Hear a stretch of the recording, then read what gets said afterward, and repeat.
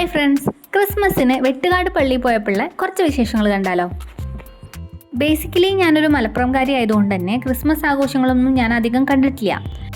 മലപ്പുറത്ത് ഞാൻ താമസിക്കുന്ന സ്ഥലത്തെ കാര്യമായിട്ടോ പറഞ്ഞുള്ളത്, ബാക്കിയുള്ള സ്ഥലത്തുണ്ടാവാം, അതെനിക്കറിയില്ല. കുറച്ച് മുന്നേ ഉള്ള കാര്യമായിട്ടോ പറഞ്ഞത്. പക്ഷേ ഇപ്പോഴത്തെ പിള്ളേർ എല്ലാം ആഘോഷിക്കാറുണ്ട്. കരോളായിട്ടും ക്രിസ്മസിന് ഓരോ പ്രോഗ്രാംസ് സംഘടിപ്പിച്ചിട്ടായാലും എല്ലാം ആഘോഷിക്കുന്ന പിള്ളേർ തന്നെയാണിപ്പോൾ. കുട്ടിക്കാലത്തൊക്കെ എവിടെയെങ്കിലും പോകുമ്പോൾ ഒരു ക്രിസ്ത്യൻ പള്ളി കാണുന്നത് തന്നെ എനിക്ക് ഭയങ്കര അത്ഭുതമായിരുന്നു. ആ ഒരു അത്ഭുതം, ആ ഒരു എക്സൈറ്റ്മെൻ്റ് ഒന്നും ഇപ്പോഴും എന്നെ വിട്ടുപോയിട്ടില്ല. പിന്നീട് പല സ്ഥലങ്ങളിൽ ഇങ്ങനെ മാറി മാറി പഠിച്ചപ്പോഴൊക്കെ ആയാലും ഓരോ ക്രിസ്ത്യൻ ചർച്ചിൽ പോകാൻ പറ്റി, അവിടുത്തെ ആചാരങ്ങളിൽ പങ്കെടുക്കാൻ പറ്റി, അതൊക്കെ ഒരു സന്തോഷം തന്നെയാണ്. തിരുവനന്തപുരത്ത് പിന്നെ എന്ത് പരിപാടിക്കാണെങ്കിലും ലൈറ്റ്സ് കൊണ്ടുള്ള നല്ല രസമുള്ള സംഭവങ്ങളുണ്ടാവും. ഇവിടെ അതുപോലെ തന്നെയായിരുന്നു കേട്ടോ. എന്ത് ഭംഗിയായിരുന്നു ഓരോന്ന് കാണാൻ. പക്ഷേ ഇന്നലത്തെ തിരക്ക് മൂലം അത്രയ്ക്ക് അങ്ങോട്ട് എൻജോയ് ചെയ്യാൻ പറ്റിയില്ല. എല്ലായിടത്തും ഫോട്ടോ എടുക്കാനുള്ള അത്രയും തിരക്കായിരുന്നു.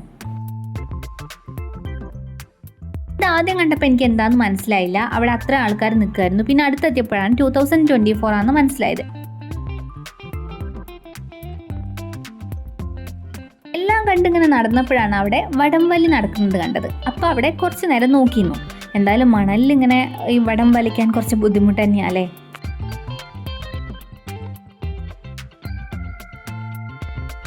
പിന്നെ കുറേ കുട്ടി കുട്ടി ഷോപ്സ് ഉണ്ടായിരുന്നു, ഫാൻസി ഐറ്റംസ്, പിന്നെ പാത്രങ്ങളുടെ, പിന്നെ കുറേ മിഠായിയുടെ, പിന്നെ കഴിക്കാനുള്ള വേറെ കുറേ ഐറ്റംസ്. അപ്പം ഞാൻ വേഗം അതിന്ന് മാങ്ങ എടുത്തു കേട്ടോ. മാങ്ങ കുറേ കാലമായി ഉണ്ടായിരുന്നു കഴിച്ചിട്ട്. പിന്നെ കടലയും വാങ്ങിച്ചു.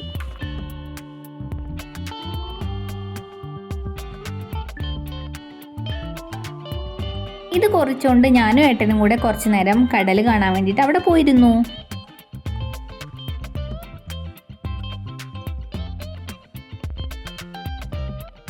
കുറച്ച് നേരം അവിടെ ഇരുന്ന് തിരിച്ചു പോരുമ്പോൾ സാന്താക്ലോസിനെയും കണ്ടു.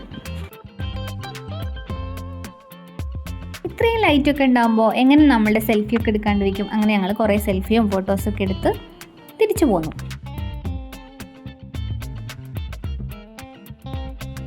നല്ല ബ്ലോക്ക് കാരണം ഞങ്ങളുടെ ബൈക്ക് കുറേ മുന്നിൽ നിർത്തിയിട്ടതായിരുന്നേ. അപ്പോൾ ഞങ്ങൾ നടന്നിട്ട് വേണം പോകാൻ. അങ്ങനെ നടന്ന് പോയിക്കൊണ്ടിരിക്കുമ്പോൾ ഒരു സ്ഥലത്ത് ഒരു ഷോപ്പിൽ ഇങ്ങനെ പുൽക്കൂടും ഇരിക്കുന്നത് കണ്ടു. നല്ല ഭംഗിയുള്ളതുകൊണ്ട് അതും പകർത്തി.